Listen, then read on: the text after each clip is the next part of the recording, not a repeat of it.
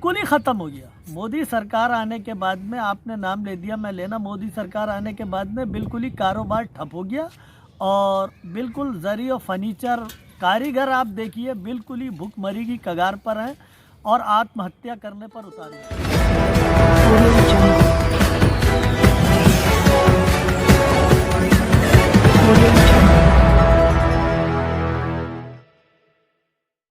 दबे कुचले मजलूम लोगों की आवाज उठाने के लिए चुनाव मैदान में है नदीम इकबाल। नमस्कार, आप देख रहे हैं सच का प्रतीक यूट्यूब चैनल खबर बुलंद भारत।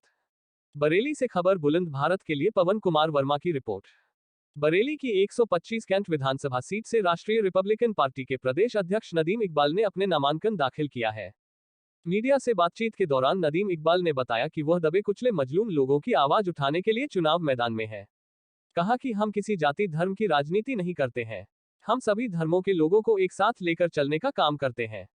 आपको बता दें कि नदीम इकबाल लंबे समय से समाज सेवा के क्षेत्र में अपनी सेवाएं दे रहे हैं। नदीम इकबाल बरेली की अमन कमेटी से भी जुड़े हुए हैं। वर्ष 2020 में देश के प्रधानमंत्री नरेंद्र मोदी ने बिना सोचे समझे ही कोरोना वायरस के नाम का देश में लॉकडाउन लगाया था, जिसमें देश के सैकड़ों गरीब परिवार भूखमरी की कगार पर आ गए थे। तो उस लॉकडाउन के दौरान नदीम इकबाल ने सैकड़ों गरीब लोगों की राशन व दवा आदि से मदद की थी। नदीम इकबाल साहब, कल आपने नामांकन कराया है, किस पार्टी से नामांकन कराया और किस विधानसभा के लिए आपने उम्मीदवारी की है? मैं नदीम इकबाल, मैंने 125 कैंट विधानसभा से नॉमिनेशन दाखिल किया है और मैं राष्ट्रीय रिपब्लिकन पार्टी का प्रदेश अध्यक्ष भी हूँ, जिसके फाउंडर जो थे राम जेठमलानी साहब थे और कार्यवाहक अध्यक्ष डॉक्टर फरमान सिद्दीकी आजकल देख रहे हैं।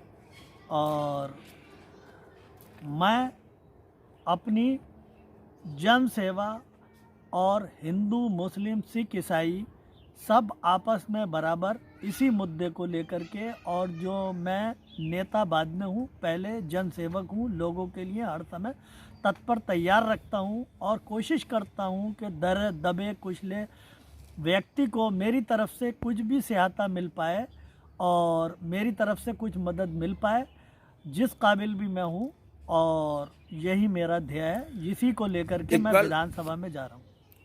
इकबाल साहब, देखा जाता है आप लंबे समय से समाज सेवा भी कर रहे हैं और उसके बाद राजनीति में आए, तो मैं ये जानना चाहूँगा आप ये समाज सेवा करने का जज्बा जो था ये आपके अंदर कहाँ से आया और राजनीति करने की इच्छा कैसे जागी? ये समाज सेवा करने का जो जज्बा आया मेरे साथ में अमन कमेटी से जुड़ के, और मैंने ये महसूस किया कि दबले कुचले लोगों को जो है ऊपर लाने की कोशिश की जाए। और अपने लिए तो दुनिया करती है, लेकिन मेरे अंदर ये जज्बा है कि मैं जो हूँ किसी और के भी काम आ सकूँ, और शायद मैं जब मेरी मृत्यु होगी तब भी मैं अपने बच्चों पत्नी को ये कह के मरूँगा, बेटे हमारे दर से अगर कोई भी आया है, हमारा लफ्ज़ इस्लाम में लगाना नहीं चाहिए।